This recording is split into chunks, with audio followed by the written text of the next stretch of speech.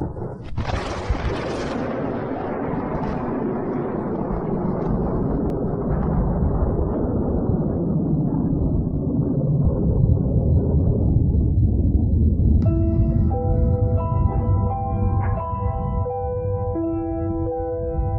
see you found our little hiding spot in the universe.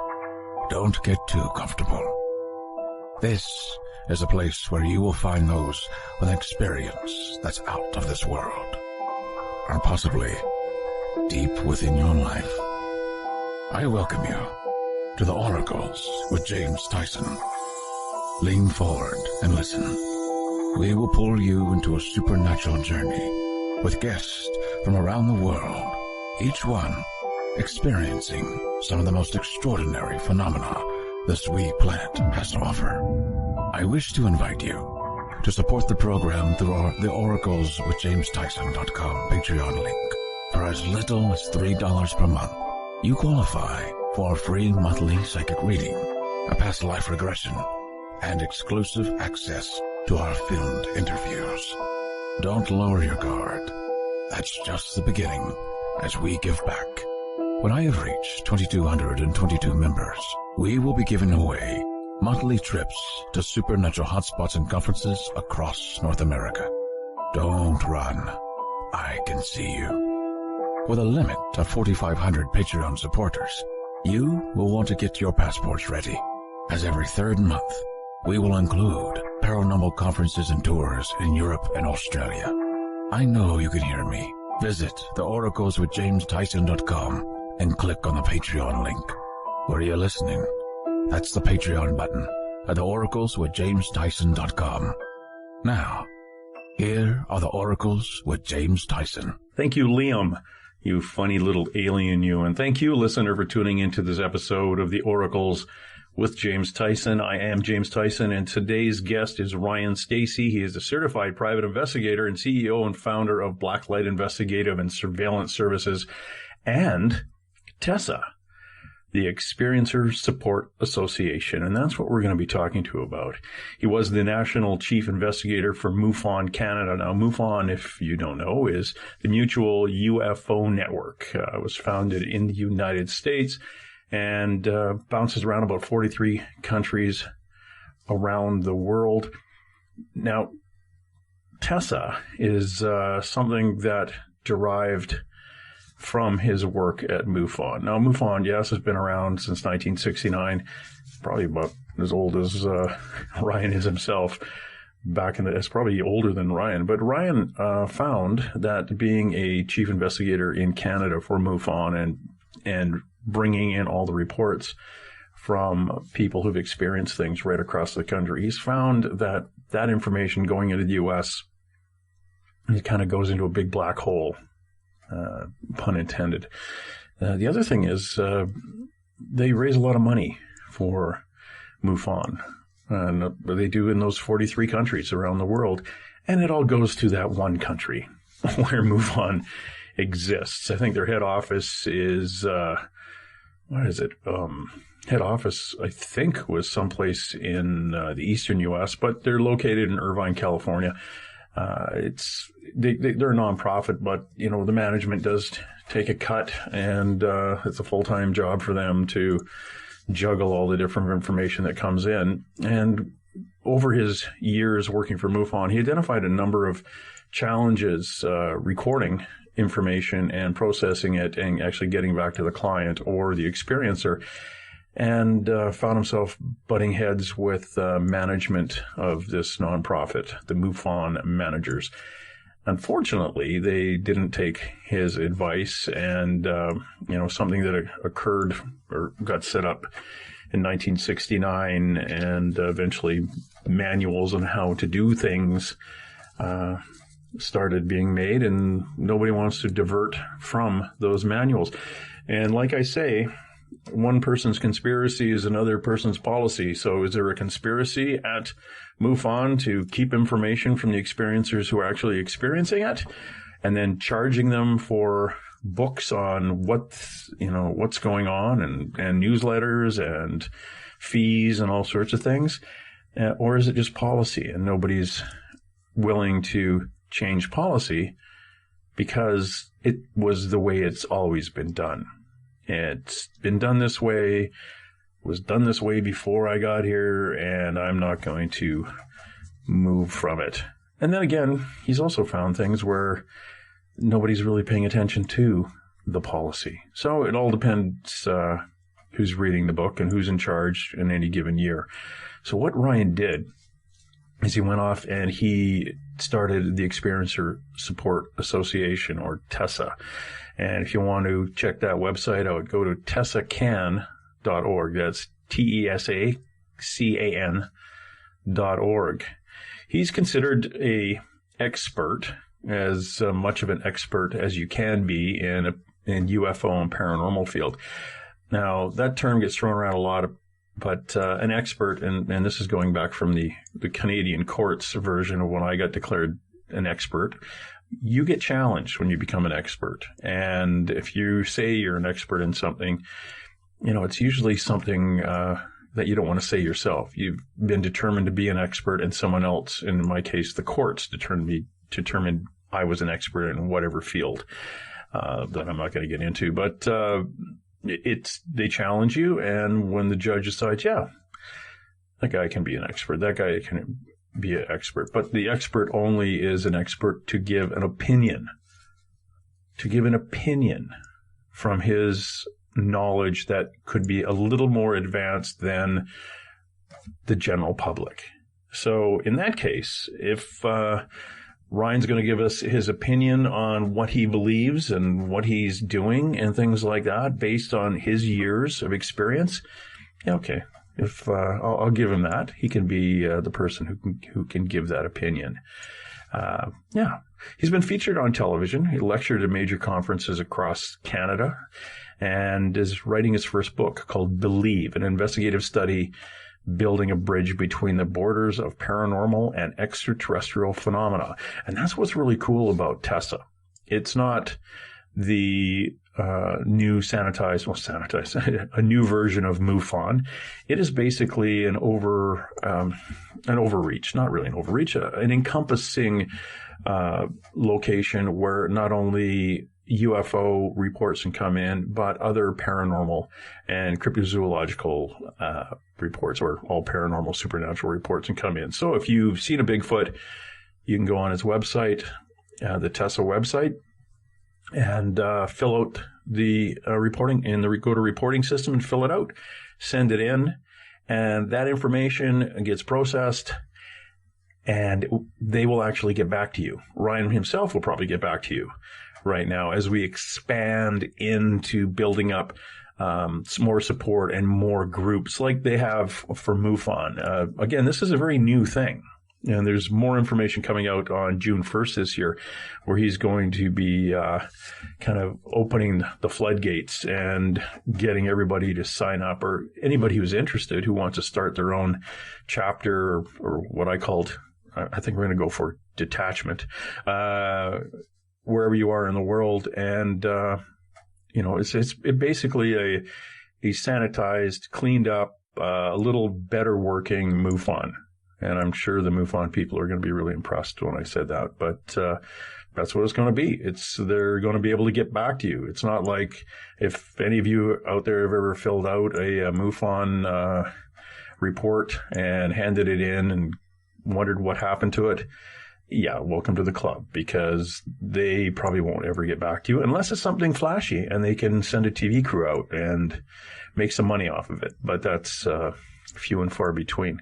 Most of the stuff that they will do on a TV kind of basis is the stuff that happened from, reenactments from the 1940s, 1950s, and 60s. But so be it. They've got to make money because they have to pay their muckety-mucks and keep the machine moving. So that's what happens with them. So they probably don't get back to you as a client, or where that's a big thing with T.E.S.A. And we're going to talk to him about that. He's been a private investigator for about 10 years now, and he does run into a lot of very neat things.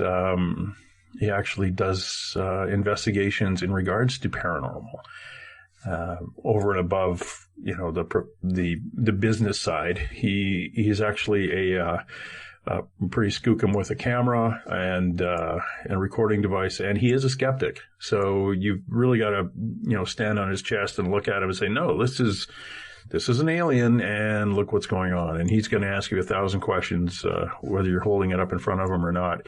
So he's going to drill down to it. He's pretty analytical, which is why I get along with him well. Not that I'm analytical. I'm analytical, but not to the point of that Ryan is. So I want you to welcome Ryan, Stacy. And again, please play along at home with us at T.E.S.A.can.org. Again, that's T.E.S.A.can.org. And you can also look him up on Facebook. It'll be Ryan Stacy or the Experiencer Support Association. If you can find that, I think it's a closed or private group at this time, but it's going to pop open, and you're going to be surprised. He's got a number of people working with him. He's got Leslie Mitchell-Clark. She's a consulting hypnotherapist and past life regressionist. Wes Roberts, experiencer, guide, and mentor. Cinematographers, UAV pilot, Stephen Coffey. These are people that kind of work with him and support his work out in Ontario and Canada. If you're confused on which Ontario it is, it's not the small city with the airport in California. It's a large province about the size of the eastern seaboard of the U.S., plus or minus, probably plus a few thousand square miles. But yeah, they're out in Ontario. I'm on the other side of the country, on the other side of the continent, out here in Cascadia. And if you don't know what Cascadia is, there's something you can go and look up in the Google net. Hey, Ryan, how you been? I've been good. How are you? I am relatively good. I am getting ready for a trip down to McMinnville, Oregon for the UFO Festival. They'll throw me out if I say that, because I am staying in I'm staying in a haunted hotel down the road in the Forest Grove. Used to be an old, nice. Yeah, an old lodge for young guys who were getting into trouble, and then old folks, all connected to the Masons and stuff like that. Not the family, but the organization. So we'll see how spooky that is. And it should be a good time. I've never been to the UFO Festival in McMinnville before. It's been going on, I guess, 18-some years, so it should be a lot of fun. So that's what I'm looking forward to later in the week. How about you, though? You, young man, and your MUFON to T.E.S.A, which is the Experiencer Support Association. And for those of you who want to follow along at home, like I've said, go to his website, T.E.S.A.can.org. That's TESACAN.org, or you can go to Ryan Stacy's Facebook page and link up through there. It's kind of interesting what you've done. Tell my listener what got you into kind of moving away from MUFON and starting T.E.S.A. Well, I will start by saying I'm still part of MUFON. I am the National Chief Investigator for the country of Canada. I still am responsible for training and assigning cases and taking cases. What I've done recently, though, is I've stepped down from promoting the organization. So I'm not the provincial director for Ontario anymore, which means I just don't create the chapter meetings. I'll still attend the chapter meetings. I'll still visit, and I'll still support MUFON here and there. But I just couldn't, I guess, promote something that I've been working really, really hard to change in the last 4 years. MUFON Canada, by the way, they're great. It's just unfortunately the way the headquarters runs, we get very minimal support, and I've kind of had enough. I try to make changes, and I try to find solutions to create revenue for field investigators and whatnot, and it all fell on deaf ears. And So what T.E.S.A actually is what I wanted to do for MUFON when I was the director of training for National. So I had a bunch of ideas that I thought would change MUFON for the better, in my opinion, of course. Not everyone shares my opinion, and it's really hard to bring paranormal to the table, even though it's done in a scientific way, or at least attempting to do. So in a nutshell, what T.E.S.A is it's by MUFON's own demise, because I offered it to them and they didn't want it. It's kind of the equivalent of Blockbuster not buying Netflix, It's one of those things. So having said that, what T.E.S.A is. So the T.E.S.A is the Experiencer Support Association. And the blurbage that I have on the website, I'll just read that. Excuse me. It's welcome to the world's first high strangeness UFO/paranormal hybrid investigation and research association. So there's a lot of key words there.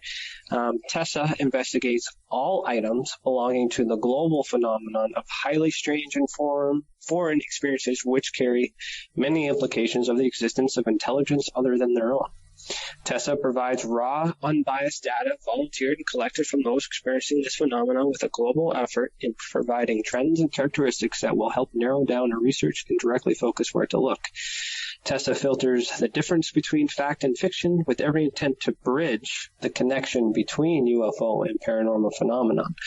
So we acknowledge that everything T.E.S.A delivers cannot be done if not for the courage displayed by each and every one of you, and for this we thank you. Welcome home.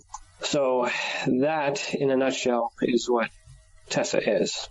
Well, that's very cool. And I can see a lot of times where there are groups, international groups, that like the head office is in another country.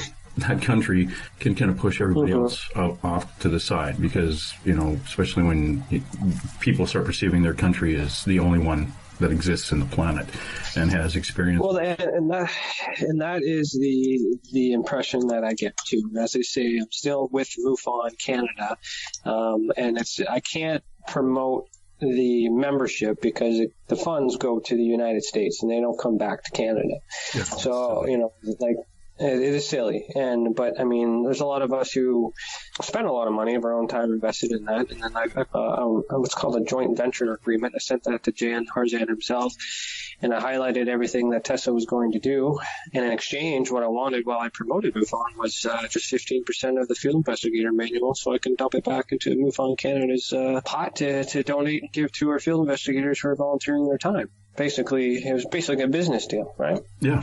And that was turned down because the word paranormal or perhaps other reasons. But I'm moving forward with it no matter what because I created it. I gave them the ideas. When I resigned from national director, it was mainly because these problems arise and I had solutions to fix them and nobody was listening because it altered membership.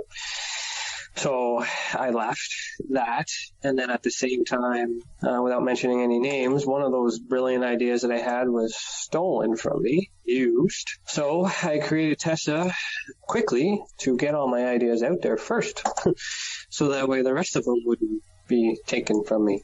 Right. And so then T.E.S.A has been kind of sitting there as a placeholder for the last few months, just long enough for people to get used to the name, see what the word is, check with their lawyers, check for conflict of interest, test the waters, and all that other stuff. And then when I was finally ready to build and launch it, as I said, I made a joint venture agreement, a partnership with Jan for MUFON Canada, MUFON HQ and T.E.S.A to work together, and he denied and declined.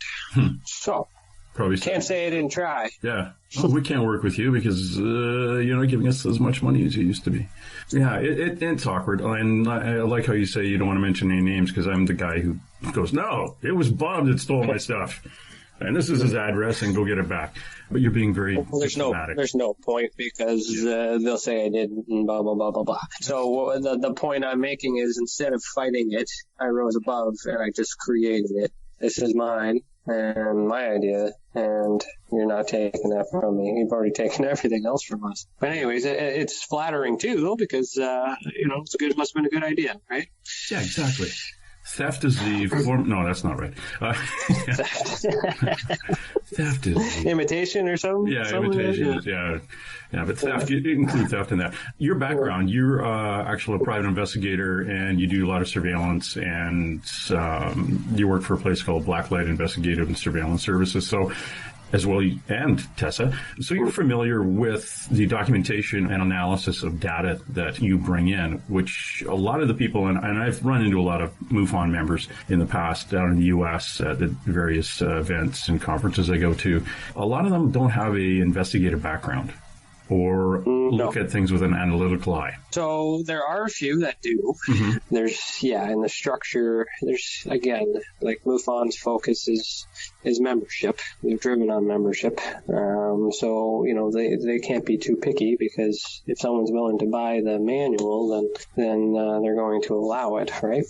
I do know of some seasoned police officers that do good work, but they've dropped off because they see that the protocols aren't followed, or there's a different way of doing it, and all this other stuff. Being an investigator since 2009, I also teach the private investigating course here through my company, Blacklight. So when I made my proposal with Jan and all these changes as the director of training, I took that seriously, and instead of saying, hey, this stuff is shit, here's an easier way, here's a more efficient way to do what you're doing, or hey, your people aren't doing what they're supposed to be doing in this book. How come? These are the rules of the game, and no one's following them, right? And then instead of arguing it, provided solutions. And then when those solutions were ignored, then I was saying, then I'm like, well, what's the problem, right? Like I fixed it for you, and you're still not using it. So then what happened there is just made me think, like, well, okay, well, there's obviously something else I'm missing, something else going on that I'm not privileged to do. And you know what? A lot of people have quit MUFON because of that stuff. And I tell you, it's easier to quit MUFON than it is to stay with them. Yeah. And the reason why I'm staying with them is because I do good work here in Canada. Until there's someone else who's willing to take the mantle from me, like I'm not stepping down, they'll have to pry it from my cold dead fingers, because I need to secure the data. I need to make sure that it's done right. I don't have control of that in the U.S., but I have control of that here. Since I made my announcement with the joint venture agreement, of course, Mark St. Germain, which is the national director of MUFON, he's now aware of what I plan to do with T.E.S.A. And, it's just one of those kind of like, yeah, we'll continue to do whatever you want to do, just as long as it's not a conflict of interest. Wow. Define conflict of interest on the subject that no one's definitively proven to be in existence, right? There will never be a conflict of interest. The only conflict I see is money, right? Yeah. So the big difference between MUFON and T.E.S.A. is, and the MUFON on the whole, is that we rely on the experience more than we do the donations. So we actually have what's called a contribution. So if you like what we're doing, give us a little bit of money to say thanks for what you're doing, to encourage us to push us forward. But if you don't donate anything, we're still doing it. I have a big problem, and I've always had a big problem with charging for information, especially when we can't confirm it, especially when the organization doesn't have a quality control on how people investigate. They just take the stories and they got good pictures and then they run with it, and they give no credit to the experiencer. They give credit to the field investigator, but not the experiencer. If it wasn't for the experiencer, we wouldn't have that story. Right? Well, let me jump in there. You brought something up just a second ago that I was quite amazed with. Does MUFON actually charge people money to get information from them? I may have misinterpreted what you said, but it sounded like so like the MUFON Journal. Okay, so the journal is comprised of interesting cases that happen within the organization that get reported to us, right? Mm-hmm. So you have to purchase a subscription to the journal, which is, most people do that. So it's a way to earn donations. Yeah. There's membership fees. You got to pay to go to symposiums and things like that. Well, symposiums are different. You got to pay the speakers, so that makes sense to pay those costs. But, you got to pay for the membership if you want access to the newsletter. And access to the information on TV, right? So, like, it's a good idea. But I mean, for me, the philosophy seems more focused on mainstream media. So the attention is which leaves a lot of room for propaganda, a lot of room for lies, a lot of room for massaged data, just because they're trying to convince people to purchase. With what I do and everything else, it's pretty, with T.E.S.A., it's pretty raw because it's the truth. It's not polished. Mm-hmm. Sometimes I'll investigate a case and I'll dig and dig and dig and dig and dig, and then it turns out there was nothing. Well, To me, I would rather see a good thorough case and turn up with nothing than, spruce it up for the TV, right? One of the things that I was kind of concerned with MUFON is that a lot of people could just kind of sign up and get out there and maybe write an article or two. And I've always been concerned that they've had those Philip Klass kind of people. Remember Philip Klass, the guy who... a debunker? Yeah, the debunker who offered Travis Walton, some of the guys, $10,000 if they would just say, no, it didn't happen. And then eventually it came out that he was kind of a CIA-supported operative to debunk things for money. I always considered a public group like MUFON, you get people like that assigned to it. They're monkeying with data, or they're throwing a monkey wrench in the whole system itself. Well, it's definitely possible. MUFON's coming up on their 50th year anniversary, so they've had 50 years of planning this and 50 more years to come, right? So they also, like their tax record from last year is $500,000. And those proceeds go towards the marketing and all that other stuff. MUFON Canada doesn't see any of that. That's not a bad thing. With any job, when there's money involved, desperation can be at place too, right? So people will do whatever they need to do to continue the income. Not saying that's what he does, I'm not saying that's, but I'm just saying it's a possibility. So in comparison to T.E.S.A, my paid job is my private investigating company. I have a hard time donating to any charities because I don't know where the money's going. MUFON is an example of that. People have different opinions, but I pay my dues like everyone else, and there's no appreciation for it. So I don't do it for the appreciation. I do it for the data because I have access to it, right? Yeah. But I'm not dependent on it. Also, I don't like to put money into project that I can't see the results of. So having said that, I use my company funds to dump into T.E.S.A as a collective because I can see the value in that, right? I don't make money. So I'm spending my earnings through T.E.S.A to encourage and do the hobby that I like. And at the same time, there's no monetary value at stake. Really?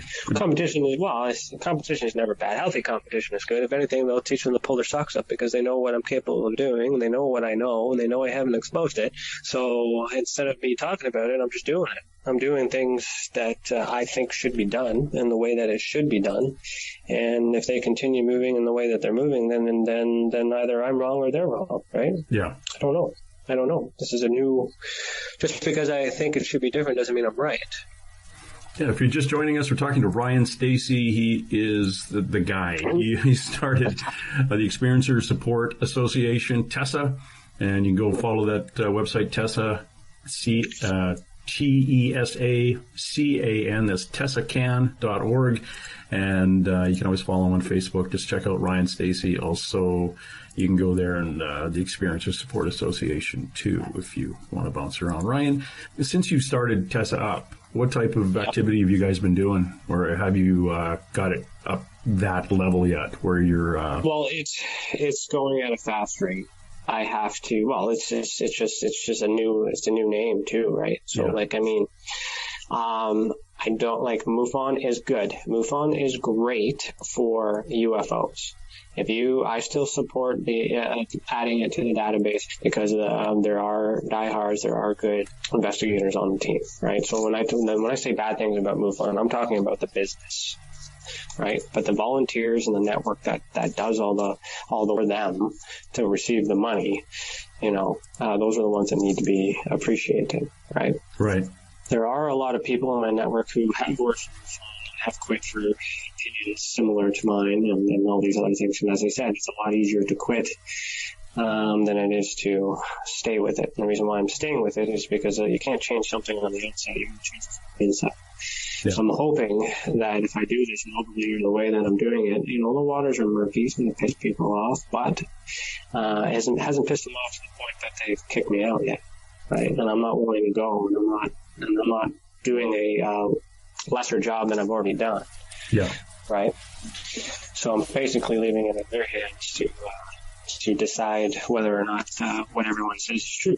Right. Because they can can me and then it just proves I'm right. Or they can keep me where I'm at and everybody wins. Right. Keep you where you're at, yeah. And watch you monitor you closely. Well, yeah, right. So, it's kind of like just proves it right?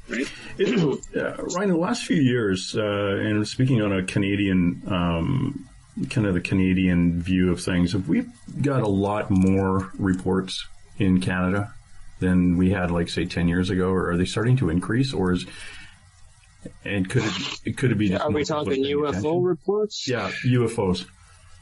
Yeah, they are increasing. Another thing too with T.E.S.A is T.E.S.A is designed to investigate everything. So, like, I've investigated UFOs, over 700 cases from MUFON Canada. Like, I'm tired of looking at light refractions and things like that too. I want to get into the nitty gritty, the big stuff, the good stuff, the stuff that MUFON won't take. Hey, Ryan, could you just hold tight there for a sec? And what you were just saying was about that you get, like, basically you're tired of, and then you went into it. You, like, totally faded away. It was just all, yeah. So if you just start again, basically, actually, I'll ask the question again. Ryan, do you think that over the last few years, we've got an increase in UFO sightings in Canada, and what do you think that could be based on? I do think we do have more cases over the years. The truth, like, I can only go about MUFON Canada data. The big increase right now is within Ontario and Quebec, and that's mainly because those are where the largest teams are. That's where we do the chapter meetings. That's where we do the symposiums. So we have the largest market in Ontario and Quebec. Everywhere else in Canada, not so much. Mm-hmm. I am seeing an increase in Ontario cases and Quebec cases collectively, because that's where our market is. And those are the two largest populated provinces in Canada too. Right, because there's MUFON Quebec, and there's also MUFON Canada, and now MUFON Quebec has merged to MUFON Canada. But yet, there's still mainly MUFON Quebec, and then there's the rest of us. So that's another thing too, is being the position that I am with MUFON Canada, I'm restricted to certain geographical areas. As the national director of MUFON Canada, I get to see all these cases within the place, but I don't get to investigate them all as well as I would like to. Plus, not everything gets, like, it's just strictly UFOs and alien abductions. Yeah, and so when I design. Yeah, go ahead. Sorry, you're about to say when you design T.E.S.A, you expand into all paranormal or all what is believed supernatural kind of experiences. Yeah, so just high stages, anything high stages. So I wanted to collect a database that. And the idea was that MUFON is good for UFOs, and that's what they do. So there's no competition. Now, can we investigate UFOs? Of course we can, but that's not the current mission. The current mission is just basically getting people to report. Right? I want people to report. If they decide to report a UFO to T.E.S.A, we'll investigate it. Right? But if you're listening to this, report to MUFON, right? Like, 'cause that's what they're designed for. That's what they've been doing for the last 50 years. Either way, if you report to MUFON Canada or T.E.S.A, you'll get me as the investigator to take care of that or look into it for you. But again, I wanted to have an inclusive investigative report. So I guess the best way to describe that, I guess, is to look at the reporting system. So if you want to click on the reporting system. Now, here's the other thing, too. When I was working upstairs there for HQ, and that's figuratively, not literally, the CMS has always had issues for me, and has solutions and problems with that fix. Since then, they've done some tremendous updates and upgrades, and the CMS is actually doing well, using that one idea we stole from them, but then it's there. It's improvement, right? But from a field investigator point of view, I spend a lot of time as an investigator reaching out to the witness, trying to get more information. So as a field investigator from MUFON, the first thing that I have to do is contact the witness and say, hey, thank you for your report. I need this and this and this and that to do a proper investigation. And by this and this and that means a location, means a place, means details, a picture, like all this descriptive stuff. So when a report comes in, I send that email out, but 9 times out of 10, I don't get a response. And because I don't get a response, I have to either close it as information only or insufficient data, because there's not enough information to actually investigate. So there's a lot of wasted hours on contacting people because they're not filling out the forms properly. And one of the suggestions that I had was to make the fields mandatory. And of course there was like, well, we want people to report. We don't want to discourage them. I agree. You don't want to discourage them, right? Some people would want to report anonymously, which you can do with T.E.S.A. But the way I designed T.E.S.A. as a reporting system is to fix all these problems right from the get-go. So if somebody doesn't want to report, they don't have to, right? But the people that do report, when they do report, I got one hell of an information package, and I can dig and investigate for days. So I can deliver a much better product in terms of an investigation because I have all the information right there. And it doesn't matter if the witness isn't responsive to my email because I can do my work. Does that make sense? Yeah, it's an easy for somebody to take it and look at it and go, okay, these are the things I can follow up on. So I found it actually a really, really good way of reporting. Yeah, and that's the thing. I mean, really, it is based on the flaws I saw in the that I believe needed to be fixed to make my job easier. So my passion, is to investigate, and I'm doing a lot of work and a lot of unnecessary work. I just created an easier and simpler way. So basically, when you're done the report, you know what it is yourself. Now, here's something I'm going to run by you. I have been asked to host a number of paranormal documentaries. And one of them that's coming out soon, I think it's called Bigfoot Girl, because they wanted a... Yeah, I saw your preview for that. That looks cool. Yeah, they went to Bigfoot Girl because the people who were supporting all the documentaries for the guy filming him, because we need a woman in charge. I went, oh, crap, okay. So we have to film something where I'm passing it over to the girl that will be doing them from now on, and the Bigfoot side of things. But it was fun, and we did get some prints, and there was a lot of stuff involved.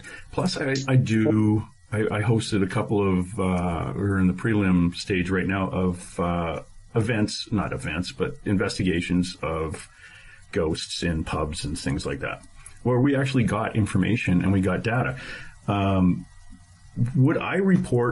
Would you want me to report that stuff too?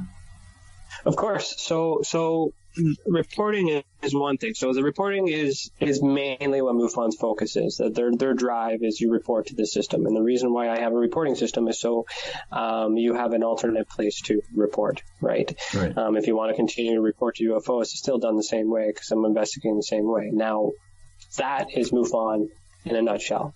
Everything else that T.E.S.A. does is different.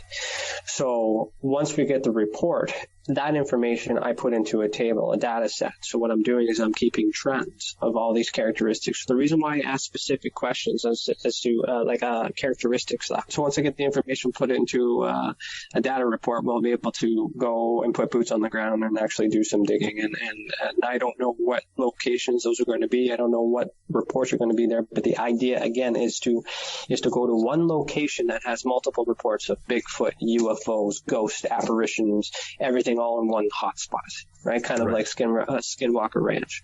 But and for me as an investigator, it's hard for me to take the information that I'm seeing on social media all the time that you have to pay for as being actually true. So as an investigator, I want to go out and investigate for myself because I'm still skeptic, but I'm still willing to do it, right? So this is kind of part of that.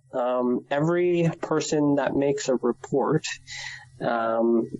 has the opportunity to be referred to our support team. So that's the main thing that T.E.S.A. is once we get the information, my job then is to, while I'm investigating it, is determine what type of support the experiencer needs. So the reason why it's called the Experiencer Support Association is because that's where we're focused. So again, talking about the data and the information is just an easy thing to compare MUFON to T.E.S.A. But that's all MUFON really does, is takes the information and that's it. Whereas I've always had issues not having a solution or not having answers or not being able to cure symptoms like post-traumatic stress or anxiety, from people that are making these claims. So it doesn't matter what the scenario is. So basically, the way we have the support system set up is we have Leslie Mitchell-Clark. She's a consulting hypnotist and a past life regressionist. We have Wes Roberts, who's an experiencer, and he puts himself out there as a guide and mentor for those who are experiencers. I have my wife there, Priscilla. She's a Reiki master, spiritual advisor. So the idea here is once I've done an investigation and I'm able to see these identifiers that I would notice in the private investigating world or in the criminology world, I do make referrals. And after I make that referral, it's to treat the symptoms. So that doesn't mean that you were abducted by aliens, but there's evidence that you were suffering from some sort of stress, and instead of ignoring that, we're treating it or trying to help with it by using these pseudosciences that aren't accepted by mainstream medicine, right? And at the same time, that becomes a secondary report. So I do my investigation. I make a referral to, say, Leslie for a hypnotherapist, right? She doesn't know what the report is. She just goes and does her thing, and then she gives me a report back, and she tells me her findings. I cross-examine her findings with my findings, and then we do a collaborative report together, and then we determine whether or not this person may or may not be an experiencer. And at the end, we leave the experiencer feeling a sense of relief or validation. It's not that we don't believe you. We believe you. We believe that there is something happening, and the government's not going to tell us, so we have to investigate it ourselves. But I'm more interested in the people that are affected, the people that are violated, the people that are experiencing. Like, why do some people see things and other people don't? So there's research there that I'm looking into doing, right? It's hard to explain. You have to see it. On July 1st, or so June 1st, you're gonna see a full idea of the master plan. But the goal here is to study the phenomenon as a whole and explain it in such a way that it's easy for the simplest learner to comprehend and to understand. And on top of that, I guess I can say that T.E.S.A is planning on doing a symposium of our own, and what we plan to do is have some workshops where members of the public can come in and experience Reiki or hypnotherapist and do reports live on the spot. But one of the main things that I want to focus on, two main things actually. One is an experiencer march, have a kind of a peaceful protest per se. And another thing that's going to be a main huge passion of mine that's going to come forward is I'm going to put out a series of videos on how to properly collect information. With my work with MUFON, majority of the time these cases cannot be investigated properly because people do not understand basic cameras. They don't understand that zooming in ruins the image. They don't understand that light refractions, how they happen. There's a whole bunch of hysteria around that. So what I'm planning on doing is I'm going to educate as much people as possible so that the reports that do come in are the good ones. It's not operational yet, but sometime at the end of the summer, T.E.S.A will have a 24-hour dispatch where you could actually call us when it happens, and we will tell you on the spot how to collect that evidence safely and securely, so that way we can properly investigate it, or so you could keep it and maintain it, right? When you do the reporting system too, I'll ask you if you have evidence, but I don't ask you to upload the evidence. So which forces me to call you and talk to you and convince you to turn over the evidence. So you can make a report and hold on to your stuff, because that's kind of like collateral, right? Whereas MUFON just says upload your stuff, and then they don't call you. What happens, right? Where'd my stuff go? We don't know. So it's it's awkward. If you make one report and it goes out into the ether and you never hear anything back, what motivates you to make another report? Right. So again, right now I have a bunch of pending cases that I haven't been able to get to yet, but that's because I've been putting out the fires or I guess tying up my loose ends with MUFON so that way they can run smoothly without me. And then I'll just be back to assigning cases and just being a regular field investigator for them. we'll be diving into T.E.S.A full board within the next week or so. Good. And then, yeah. Hey, I was going to buy one of your T-shirts, and it doesn't. Do they only come in one size? So let me look here. So the merchandise, does it say one size? No, it doesn't give you a choice of sizes. Oh no. Anyway, just throw that out. But I'm still buying a bunch of stickers, just so you know. It's like I was going to do that, but I went, I thought you were going to throw in a shirt. Oh, no, I can't. Well, you can just tell me what shirt I can find. I will off air. So there's another thing. There's another thing too. How about, hold on, save on the shirt here. So there is a plan in place that will also be announced on June 1st. All right. So for those of you guys who are listening, it kind of sounds like I'm doing a magic trick with no finale here, but like I'm withholding information purposely because once I announce everything on June 1st, MUFON might just give me the boot. So, and so we'll see, right? I hope not, but we'll see. Having said that, there is a plan and a movement in place to create chapter meetings, for T.E.S.A. And with that, there is a beautiful package that the person who wants to start a chapter meeting will get.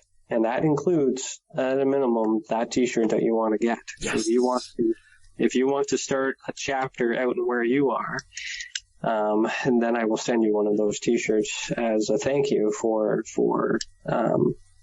doing what you're doing. Well, yeah, and that's what I was going to talk to you about that off air. I was going to offer I was definitely going to sponsor you. Let's see, I've already thrown in a couple of bucks a month to support, well, $20 a month to support, and I've wanted to. Where have you done that? On the website. You know, you go down under sponsors. There's a little thing that says, I don't know, I think there's a support. Yeah. So anyway, I did that. Does it actually work? Because bank account's been empty, so you're officially one of the founding members. There you go. Yeah. Well, thanks. So you're drawing $20 a month off of the Oracles with James Tyson and my fancy Oracles credit card. Well, then what we'll have to do is put you on the sponsors page now. Well, yeah, that's what I was going to ask you. I wanted to get the sponsors page, and then I was going to ask you about doing a chapter in British Columbia here, because I have experiencers, communicators, I have psychics who have been dealing with ETs, ghosts. Right. I've got past life regressionists. And basically the way you might as well say a bit of it now. The way that we're going to do it is and you can compare it to how MUFON does theirs, but the pay structure is basically going to be pay what you can, take what you need. And what that basically means is nothing is for free, but I mean, if you have it, give it. If you don't, but still show up. Yeah. Still come, still talk. Right. And so pay what you can. So that's the admission. So if nobody wants to show up and says, I got no money, that's fine. Come on in. Yeah. Right. And I don't ever want to shut anyone down from the door, because they don't have the set fee, for something we can't guarantee. The other thing too, the currency that you as the director of that chapter, would be responsible for giving is reports. So the reporting system is actually mobile friendly. You pull out your cell phone. It's so designed that you can interview the person live at your group as a report comes in, and you can answer those questions for that person right then and there. I'll get the report. I'll be able to do some good work with that, and take care of the witnesses, and then you'll see the results, right? So that'll be like your mission. That's your payment, is you have to collect reports for us, which I think is fair. You get a free T-shirt. You get a free T-shirt for starting the chapter, and then take what you need. Basically, is if you raise $100, and you want $100, you keep $100. If you want to give T.E.S.A $20, you give T.E.S.A $20. It's up to you. We kind of just leave it open for paying it forward, I guess. Very cool. And the philosophy that comes from my old band days. I used to be in a band. Played real hard. Matthew quit. I got married, right? So, and that was always the hard thing, is that the showrunners always wanted us to sell tickets, and nobody would buy, no one would play. And when they were set tickets, we would make no money. But when we started saying, pay what you can, pay what you want, some people will come in and they'll give me a pocket change, right? Yeah. Okay, cool, man, come on in. That's great, because that's better than nothing. And then some people will come in and be like, how much for this, right? So pay what you want. Really? Is $50 okay for me and $50 for her okay? Yeah, sure, of course, no problem, right? So that person's obviously used to paying $300 a seat, right? Yeah. So, you end up earning more, right? But you're not collecting the money for T.E.S.A. You're collecting the money for yourself or for whatever else projects you want to be doing with it. And that's why it's pay what you can and take what you need. And then in response, all you do is you funnel and you promote T.E.S.A. and you get people to report. And then what we do is we talk about it and we share it. We give a response to the director, and then the director can give a response to the people. And then once we get enough chapters going, then we're going to start doing a little, that gives me excuses to travel. And then I can come and meet you guys and all those fun, crazy things. Because I want to travel, but I need to, in order for me to justify spending the money, I need to know that there's someone seriously needs our help. Yeah. And I can't justify that with MUFON. Yeah. MUFON is just an archival, retired reporting agency, as far as I'm concerned. I'm active. Yeah, and that's what the fun part is. And I know you as an investigator too, so you're pretty hard nosed, and you come in as with a skeptic's eye, which means somebody's going to have to produce some pretty good stuff before. And I use the word stuff instead of that other word before you.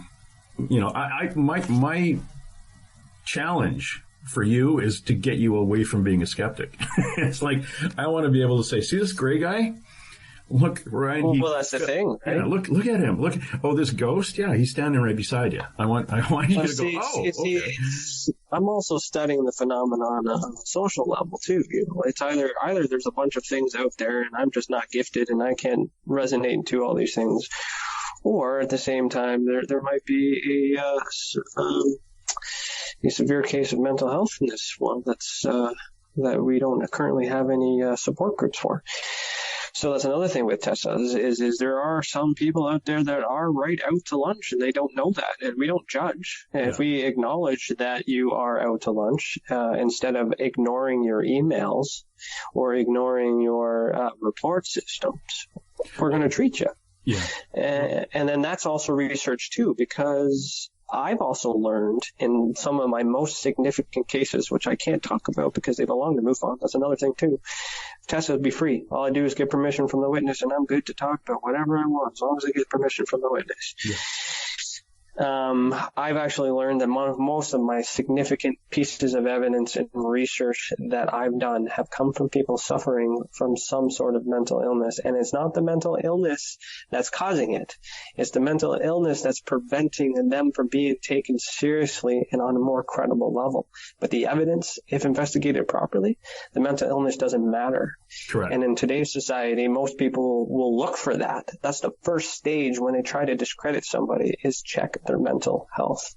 Yeah. And if you have something wrong, therefore you're crazy. Yeah. So go ahead. That's unfortunate because as a paranormal investigator, I used to find that people would phone in or get a hold of us saying, there's some rattling going on upstairs. So you'd actually have to go there, and we would go in pairs because you don't want to ever go alone because you can get criticized or you could be a suspect in everything from theft to sexual assault. But you take a witness with you, and then the joke was you'd find out if there were actually squirrels in the attic or the person had squirrels in their attic. But you find that people who have mental health challenges can be haunted or experience things just like anyone else. No, exactly. Yeah. So, and that's why I want to study it. And I don't ask you those questions. It doesn't matter.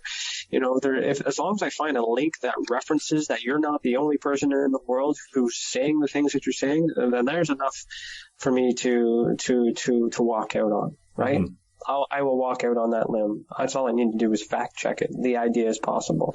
Then once the idea is possible, now we have a location, trends, and all that other stuff. Then I go and put boots on the ground and hopefully find an answer.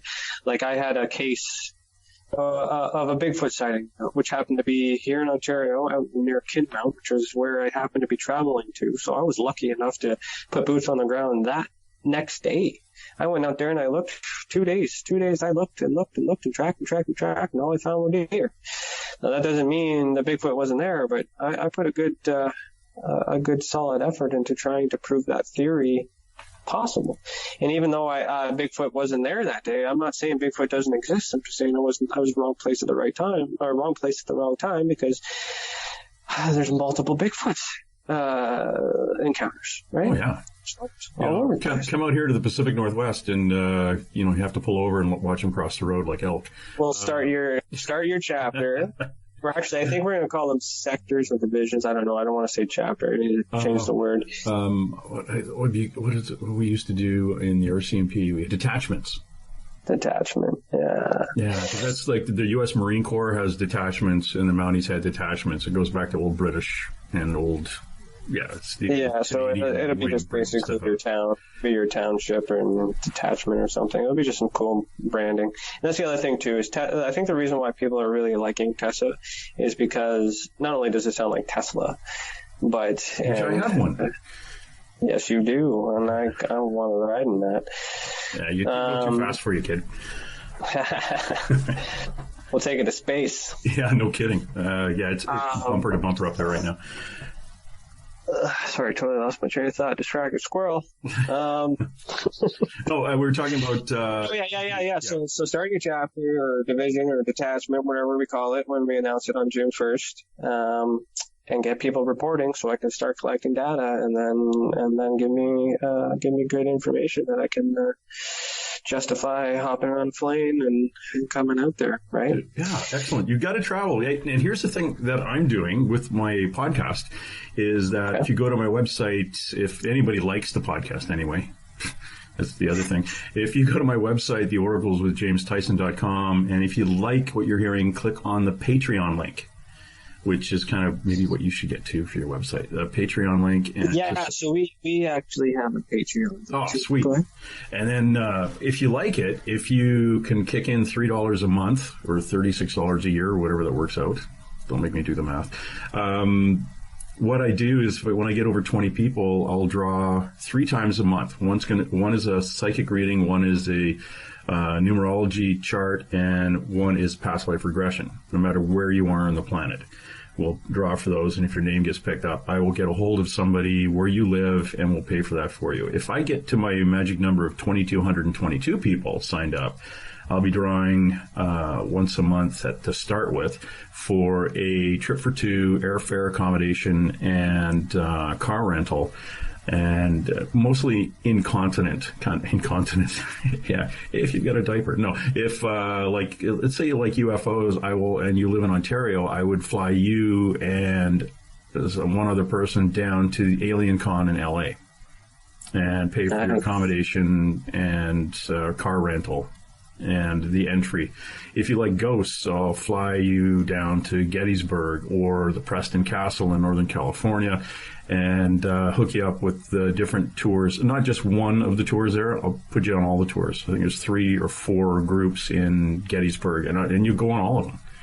And when I hit my magic number, which I think at the beginning of the show it says 4,500, but I may drop down to 3,500. If we hit that number, I will send you to the UK, or I'll send you to Australia. If you like Bigfoot, I'll send you to a Bigfoot conference. I'll send you to a cryptid conference in Australia.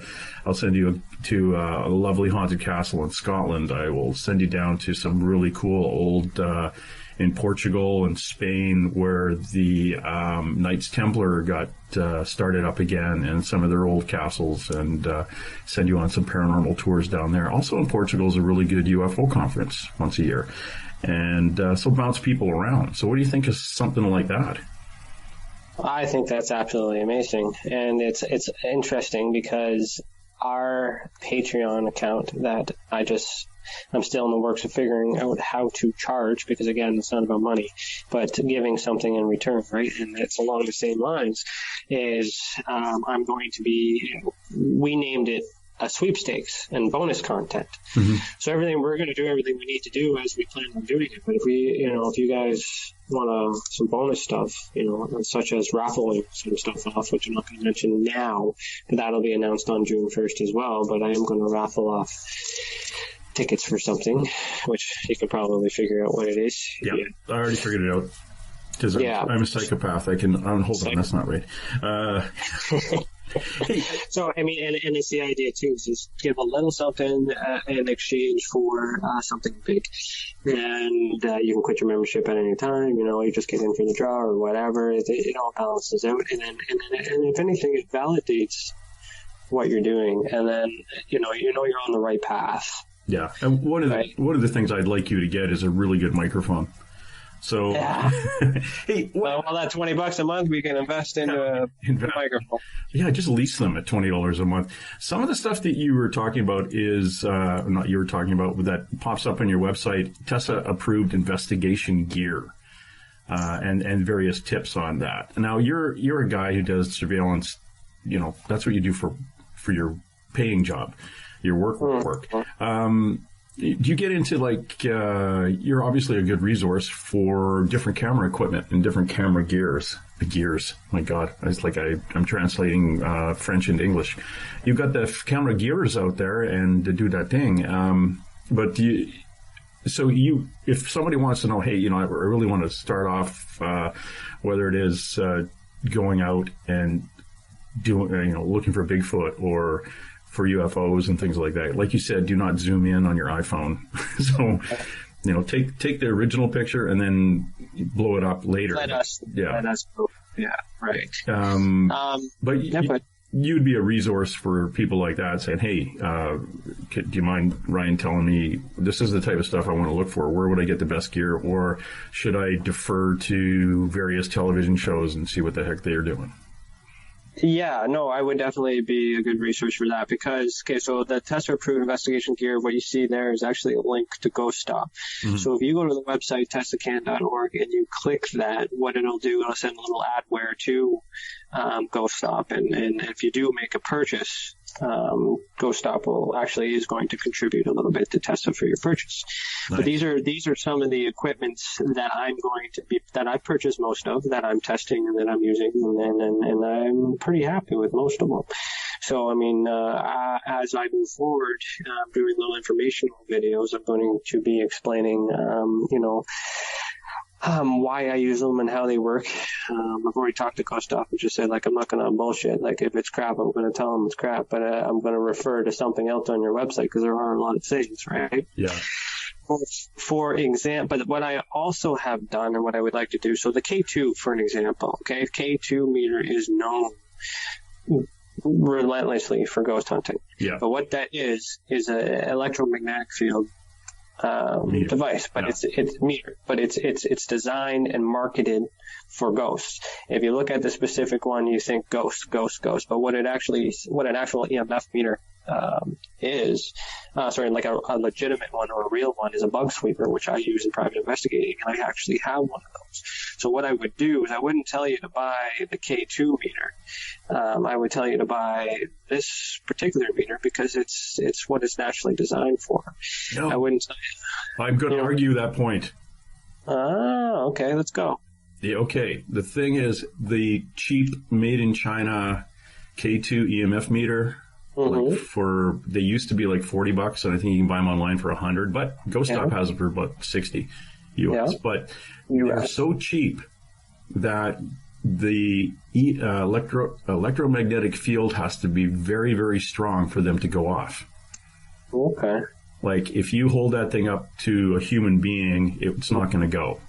If you get a really good one, a professional is like an electro engineer with somebody else actually looking for wires in a wall, it can give you a reading on your forehead or your heart. Right. So this particular, I know where you're going at too. So that's why I test different ones. So I use 3. So I have the Rook, I have the K2, I have my other one too. And if all 3 of them are going off, then I kind of rule out it's a faulty device thing, right? But the particular device, which I haven't done the video for yet, again, I had to give MUFON the opportunity to work with me before I give out all my secrets. So now it's out.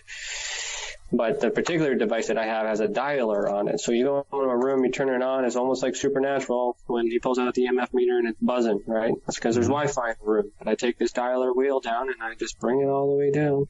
And then I have my baseline immediately. And then I'm able to patrol that room and find a specific location.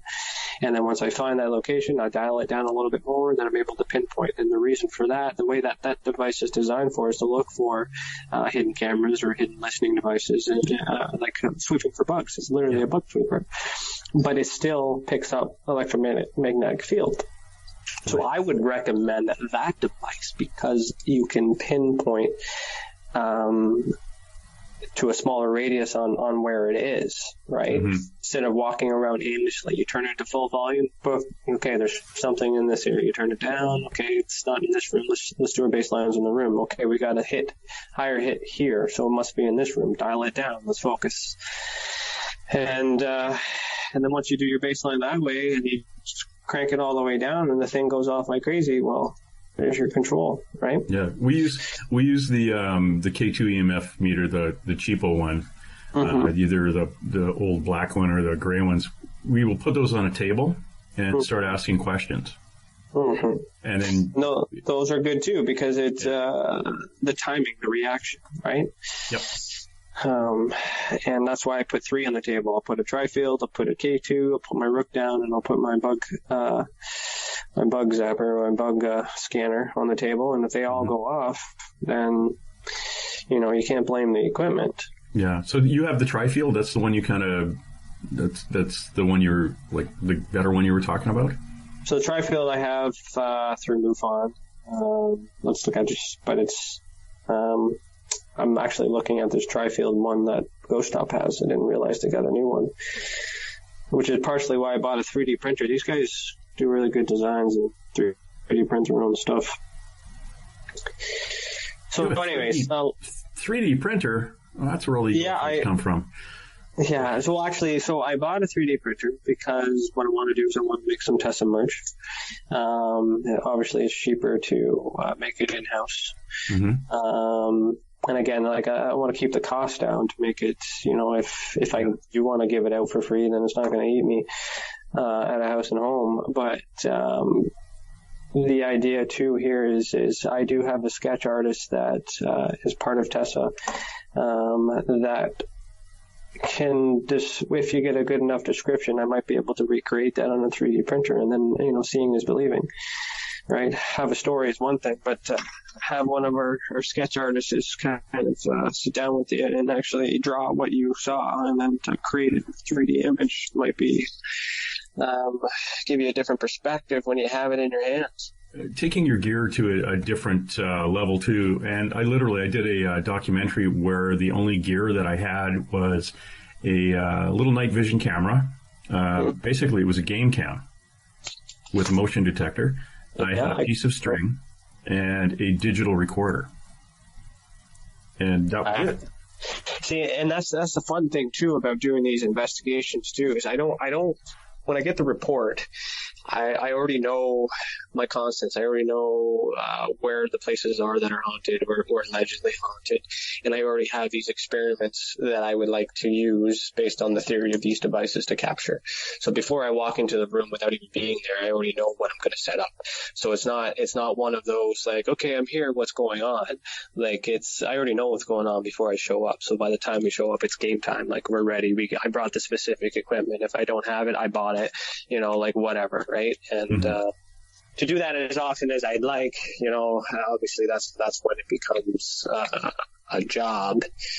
And that's why I'm working on saving, and then I'm just going like that way I can validate, when I do travel. if I can only travel once a month or once a year, whatever, at least I'm going to be out there.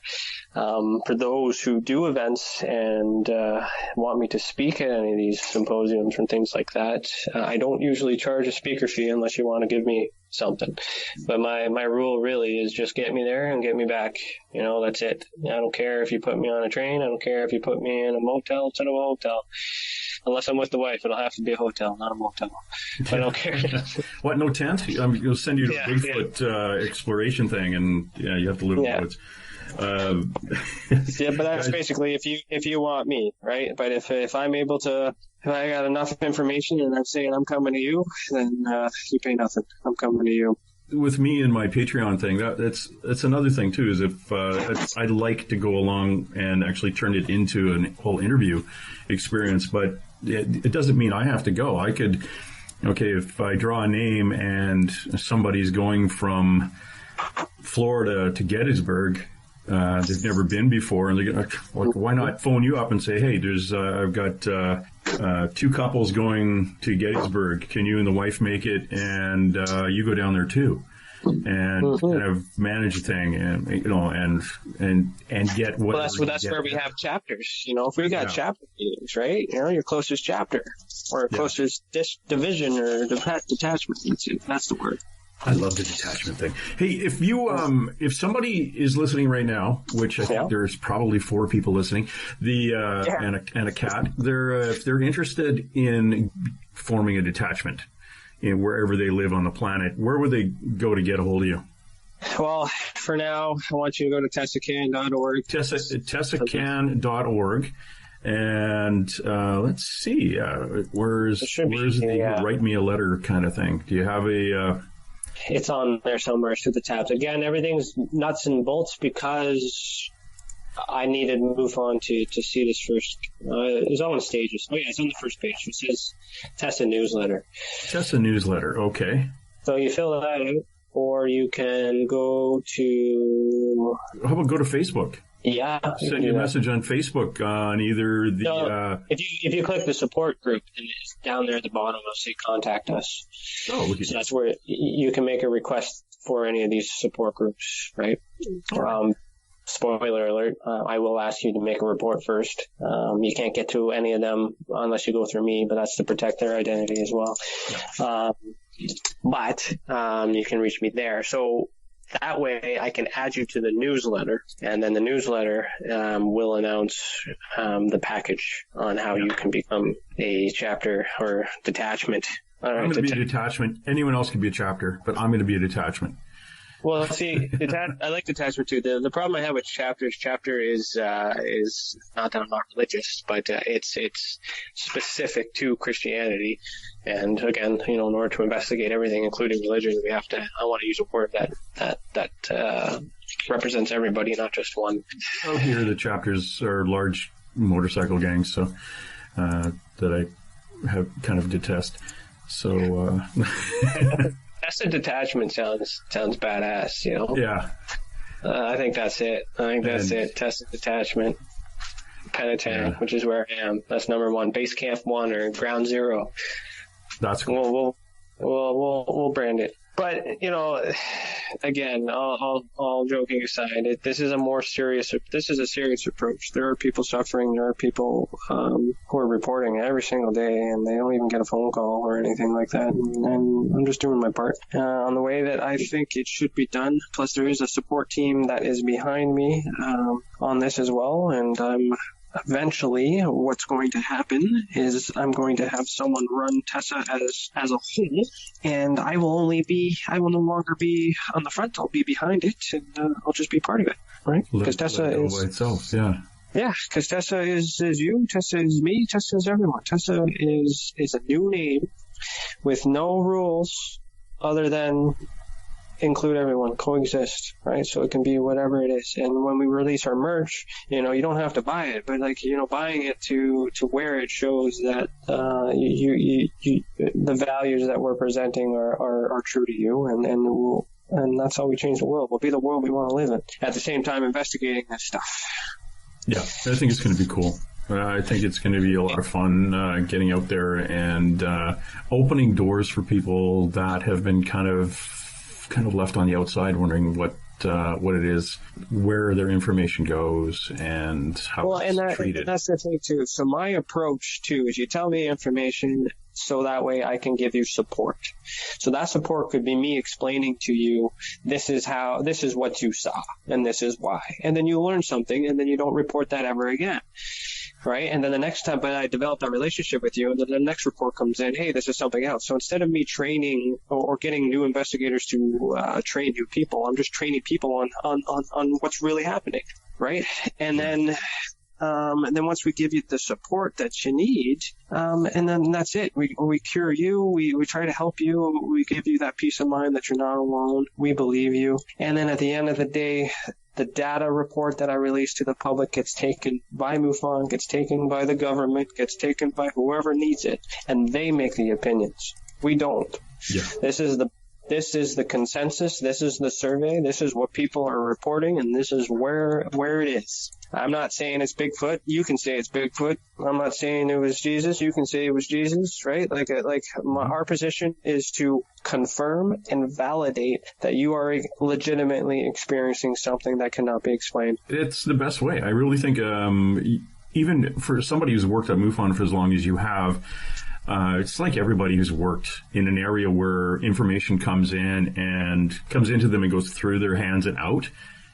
After a while, you think of a better way of doing this. It's the growth and it's the natural evolution of that kind of that. And that's where I'm at. And that's the thing. That's what makes me sad is I gave them the solution and they didn't take it. So now they're not taking it, and it cannot be proven. And of course, it's a conspiracy. But with everything that everyone else has ever said or assumed, can now be assumed as well by the fact that I made them a hell of a business offer based on their strengths. With what everyone believed them to do is to be doing this for money. Well, if they're doing this for money and I made them a business offer and they declined the business offer, then what the hell are they doing it for, right? So now I'm stuck because I'm not calling them. I'm not saying it's a conspiracy, but I mean it's like when I did the ATIPs. So here's the thing: I did the ATIP request for a couple of UFO reports that I also monitor TransCanada. So every time a drone or a UFO report comes in, I do a Freedom of Information request. I have never, ever received tampered mail in my life except for asking for information about the UFOs. My mail has been opened and stamped and filtered and all this other stuff. And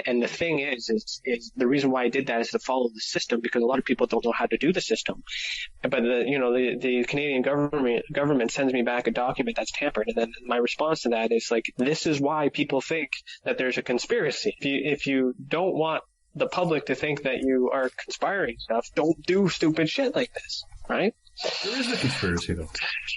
Well, of course, but there's conspiracy with everything, right? For every conspiracy, you've got truth and lies, right? There'll be two lies to one truth in the conspiracy. Something's got to be believable in order for people to run with it, right? Once you get them hooked. I was talking to Dr. Barry Taff, who is a parapsychologist. There has to be, because civilization as we know it would go for a poop if all of a sudden a UFO landed on the White House lawn. It would, people would lose their stuff. One thing to determine that the technology exists is another one to determine who's piloting it. We find this weird phenomenon of a craft, and all of a sudden people assume that there's aliens in it. Well, we don't know that. It could be, with the technology today, it could be remote view operated. It could be a drone. It could be a human pilot. We don't know. But confirm, for me, it's like confirm that there's an object in the sky. Okay, perfect. And that's another thing too, roundabout when we come to the disclosure part, when I do the muster up the energy to actually start an experience or march, the question to the government isn't going to be, do you believe in aliens or are aliens among us? It's going to be like, Mr. Trudeau or whoever's in office at that time, are you aware that on this date at this time that this object was in our airspace? That's a loaded question, because he's got to answer that question. If he says yes, then there's confirmation, because I've already done my research to say that this is a legitimate, unusual object based on their characteristics, and then he knows that I'm onto them. Or he says no, and then I question, well, what are we paying taxes for? What is our Army doing? How come you weren't aware of an foreign object coming into our airspace? Because I can confirm that it was there, and you just told me it wasn't. So are we not safe? I'm not saying it's an alien. It could be Russia. It could be the United States. They have to, so it's asking the right question to the right person with the right information, and that's what I'm working towards. And that is only on Thursdays right now, because I gotta work. I gotta do the PI group 9 to 5, Monday to Friday. So and that's the thing, that as you continue with your life, which rumor has we still all need to do, you've got to let this thing take its natural evolution. And as people come in, and just get some volunteers come in and let it grow. And what I do plan on doing, too, is using T.E.S.A as a training tool to train my security guards into private investigating. Because no matter what the subject is you got to investigate the same. So it's going to be a training tool for my staff, which means I'll have to pay them to do T.E.S.A at some point. That's okay, because it's a learning mechanism to grow everything together. And there's lots of things. There's lots of things to do. But at the end of the day, I'm an investigator through and through. I've investigated Chris Witowski's survey. I don't know if you know that name. Witowski. Chris Witowski has the Canadian UFO survey from ufology. He's released it every year for the last 30 years. Oh, yes. Yeah, I got it. Yeah. Yeah, so I just finished writing my second report on that. I've investigated him for 2 years privately, and then now coming out publicly. But his survey is massage data, and it's shit, and he's not accurate. And I called him out on it, tried to fix it. That's the whole reason why I created the UFO survey for MUFON Canada, so he could take it, so he could continue doing what he's doing with accurate data. And then he refused to do that. Why? Because he's making money off of it. So when people are making money and doing it for money, people lie. So again, T.E.S.A isn't, you don't have to pay to be on to T.E.S.A. If you want to contribute, it's great. But if you got nothing, then that's fine. We're doing it no matter what. With all the people that are coming together, the team that I'm building are all those like minds who have that philosophy that if we get something, great. If we don't, it's fine, because we're already working, and we're already donating our own funds collectively to do what we want to do and be happy and be appreciative about it. Right? Good. And so my motto is, if it doesn't land on my desk, I don't care. If it lands on my desk, well, we'll figure it out, right? Yeah. You and I are cut from the same cloth. It's the game. The puzzle is the game. And if somebody gives us a puzzle, you really can't walk away from it. We have a bunch of questions. What can we do? I'm going to have to look into this. And taking the steps to find the answers. That's the fun part.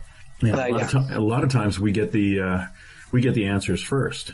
We'll get the answers. We get the puzzle kind of, here's what we saw, what happened. So you go, okay, you've given me the answer. Now I want to find out how you got to that point to where you said you saw this thing, whether it was up or down or sideways. It's let's dig into it a little bit further.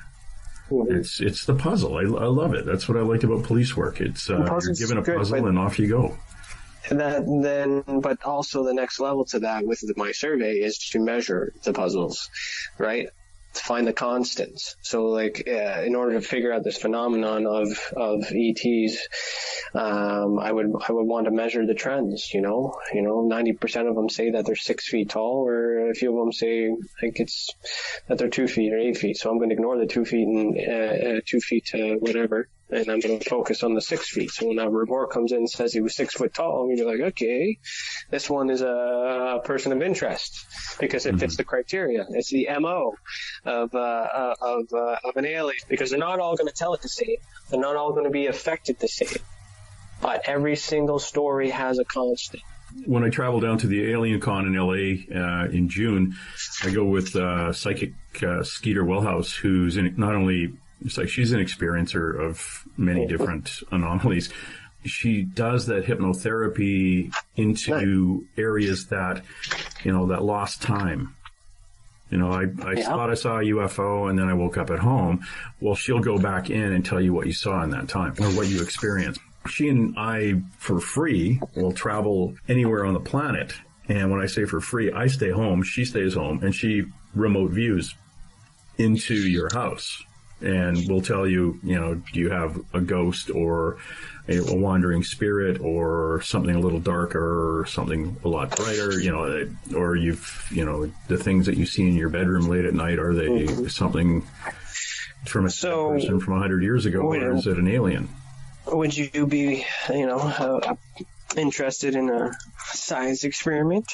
I guess to turn me skeptic into believer, if you were to control the variables and then set it up. And once I understand that, if you make a report about remote viewing, then I'll be able to investigate it. And then what I would do is I would probably propose that we test the ability to see if you are in fact experiencing what you consider to be remote viewing, or it might be something else. But at the same time, well, Skeeter can actually show up in your house, walk in the front door, and tell you the stairs go up, your living room's on the left, your couch is over there, it's got a picture hanging above it. She'll see. Well, yeah. So if she's willing to do that now the intent is not to debunk, but the intent is to to authenticate or reinforce. Yep. I'd be interested in that. As an example, like Priscilla, she's my wife, and she feels things. I don't understand how, I just know. And the reason why I come to know is because I've done investigative packages and I've dug up research and information that I know that she doesn't know how to get. I never told her. I'll spend 12, maybe 16 hours on this, and then I'll bring her to this place and be like, okay, so apparently this place is haunted. Let me know how you feel. The next thing you know, she goes directly to all the spots and says, yeah, something happened here. I don't know what. Something happened here. I don't know what. And in my mind, I'm losing it because I'm like, okay, like I knew that from this and this and that. But for some reason, but she doesn't have the backstory. So to me, I'm like, okay, so now I'm invested in this phenomenon. I obviously don't have this sense yet, but the sense exists. So I want to study that further. Yeah, it's very interesting. I definitely do that. We would definitely do that. Now, does that mean it's alien? No. Maybe it means there's no aliens. Maybe it's us. Maybe we're just more smarter than we're led to believe. It could all be us. Yeah, could be. I've got, right now, I've got a room in the basement of my house that, from a recent guest, I have somehow, plus I have I had a vortex open in the room directly below where I'm sitting now. It's now closed. But somehow I have indentured servants, slaves, and very old English kind of Irish English kind of people in the basement that came from what she believes was Quebec, Ontario. And it's like, how the hell did they get here? And we're thinking, was the vortex kind of just opened up as a mirror of something that used to be in Eastern Canada? And why are they, quote unquote, trapped in the room? So she and another psychic are working on trying to figure out how to get them the heck out of here and back to where they belong. But when she does remote viewing in that room, she walks close to it and she starts coughing to the point where she can't get into the room because there's smoke. It's like something's burning and she can't get in there to deal with them. So they've been working on this for about a week. Huh. So you know what? And this is like no bullshit. Like if the phenomenon exists, right?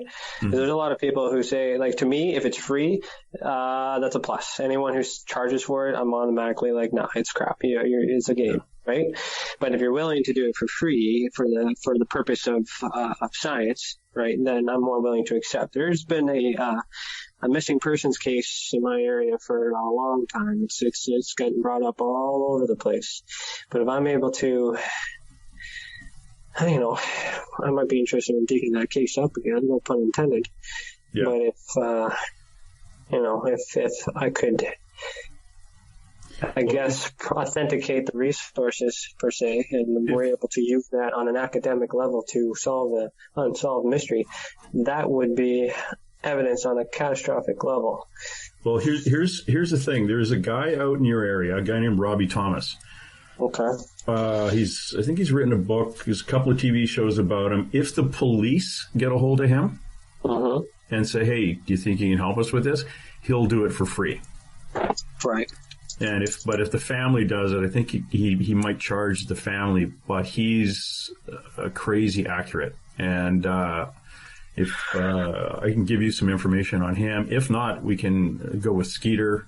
Well, it's just an idea. It's all on theory too, right? I got to get caught up on the 40 cases that I got from T.E.S.A and probably the 60 million that are coming in right now, thanks to you. So. Yeah.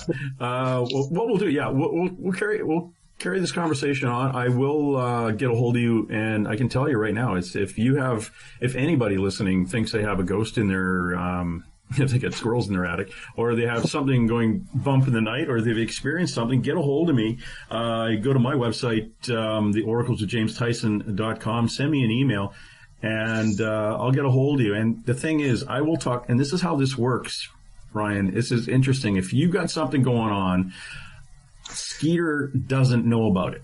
What you and I do is I talk to you. I do basically I interview you over the phone. Yeah. And when I determine, there might be something there, I will then get Skeeter. I will get a hold of Skeeter, bring her in on the phone call. So all three of us are talking. Skeeter she'll take meditate for a second, take a deep breath, and show up in your house. And then start describing the house to you. And now I haven't asked you what your house looks like. She will describe your house to you, identify where you're sitting, usually a couple of other spirits. That's why I wanted to do the experiment, because I would do my own investigation on myself, because I know that you're an ex-retired police officer, and I know what can be traced. I know what can be found. So I'd have to set up a certain amount of variables once I understand what's possible. I don't want to be like, hey, how many fingers are behind my back? Because that might not be how it works. Once I understand how. Yeah, there's 1 out of 5 chance she's going to get it right. Hold on. So then we do it 5 times. So what you do is, if you've got in remote viewing, now I know Dr. Barry Taft used to teach it at the parapsychology unit in UCLA back in the 70s up until the 80s. They taught it to the CIA, FBI. They taught remote viewing. In fact, they were doing remote viewing on a nuclear submarine that had the Trident nuclear submarines back in the day. That was so restricted when they did the remote viewing. The FBI or CIA came in and wanted to do remote viewing. They gave them a location, and they gave such an accurate description of the Trident nuclear sub, and it was tape recorded. The recordings all had to be removed from UCLA, from the people involved in it. That's how accurate it was. They said, oh, crap, we'll just take those. But remote viewing has been used a lot. There's a guy in Seattle, Washington, who actually, ex-Seattle PD, he teaches it at night school. You can take a remote viewing class at community college. So, I'd be willing to try that. It is actually a very cool thing. Now, when the other thing. Sorry, go ahead. No, when Skeeter does this, a lot of times, because if she's coming it probably won't happen with you or me if we set something up. Ghosts, spirits from the neighborhood know she's coming, and they all show up at your house. And she basically gets them to stand outside until she's done, and then she crosses them over, because that's what we do. We cross them over for free. If you've got a poltergeist activity, which is usually human caused, you're a bit of an antenna for causing all this energy. That's a little bit different. If it's a dead person that hasn't moved on, we'll find out. We'll get their name, approximate time of death, something you can actually go into the archives and research, and move on from there and cross them over, unless you want them to stay. If you notice on the support page, the reason why I have myself as an investigator and nobody else is because my academics as a private investigator, I should be the only one investigating, because I do it for a living. Yeah. Leslie is the regression hypnotherapist. Perfect. And the reason why she's on the T.E.S.A team is because she does that for a living. So by doing it for a living means that she's got a lot to lose by saying, I believe in this and believe in that. Right? I can lose my company by going public saying I believe in ghosts and aliens. That's been a struggle of mine forever. But at the same time, I'm trying to prove that, trying to set the example. Now, having said that, if you look at the T.E.S.A support team, there's a lot of names missing. There's a lot of divisions missing. And the goal here is to find the best of the best in all these aspects. So I don't have a remote viewer. So, I mean, if you could do some sort of experiment where it can be convinced from a logical point of view, unskeptical, that works. Yeah. A remote viewing works, and you have some sort of credentials, that you can lay on the line to say that I'm not some average Joe who just believes in, who took a college course, like I'm doing this for a living. Mm-hmm. And again, something like that. Then we slap you up on the support team, and then. And then we have this academic team. So once we understand and that is part of the support. And my job is to determine which support is needed. And at the same time, that becomes a secondary investigation. Is my estimation or my understanding of how the support is needed the proper support for the situation? Did it help? No, it didn't. So next time I encounter something like that, I'm going to suggest this support and see if that makes a difference. Mm-hmm. So there's experiments within experiments within experiments. But at the end of the day, what matters is that along the ride, the experiencer has been treated with the best service they could ever get, and they leave. It's done right. Yeah, and we get the data, and we treat the people as people, not as stories. Yeah, and that's the most important thing for me too, is to treat the client. It's client based. The experiencer has to be, has to come out of that, first of all, feeling that somebody listened to them, somebody took their story, believed in it to the point of actually trying to help them dig down into why this happened and move on, and might not have the answers, but it helps, and they help because people are asking for help, and they need to give them the help. Determining what help to give them is a second ball game, but it's all part of it, right? Perfect. And I hear a bunch of Mounties in the background coming, so which means it's about time for me to let you go. And awesome. For our listeners who tuned in, we've been talking to the late Ryan. No, I'm kidding. We've been We've been talking to Ryan Stacey. He's a UFO paranormal researcher. He is out in. Here we go. Penetang. What's that? Penetang machine. Penetang machine. Which is an Irish name. No, I'm kidding. What kind of did you have? Was it the Ojibwe Indians in your neighborhood years ago? The Ojibwe, Métis or something, Ojibwe or something. Yeah, this is a native town. No kidding. The name like that? Holy cow! Yeah. Cool neighborhood. Very haunted, most likely, because a lot of stuff happened in that area. But again, Ryan Stacey, investigative journalist and UFO paranormal researcher, founder of T.E.S.A, the Experiencer Support Association. Please go give his website a look, TESACAN.org. That's TESACAN.org. And if you want to start a detachment of your own, give him a shout on his Facebook page. Look up Ryan Stacey. Look up the Experiencer Support Association on Facebook. Send him a message. Give him a bit of your background. Hopefully you got some investigative background or are just overly interested and have some time to put into something like this, because it is going to be time consuming when things start ramping up. And as I've been told... I can't do it alone. What's that? Can't do it alone. No, you can't. And the more eyes out there, the more hands, the more boots on the... Let's roll. And hey. Let's be careful out there. Run through the hail like a pack of angry wolves on the trail. Dead or alive, we are out to get you, dead or alive. If you're the one, better run away. Son, you are done, throw your gun away. Here come the bombs, leave to get the man you're after. No! I see dead people.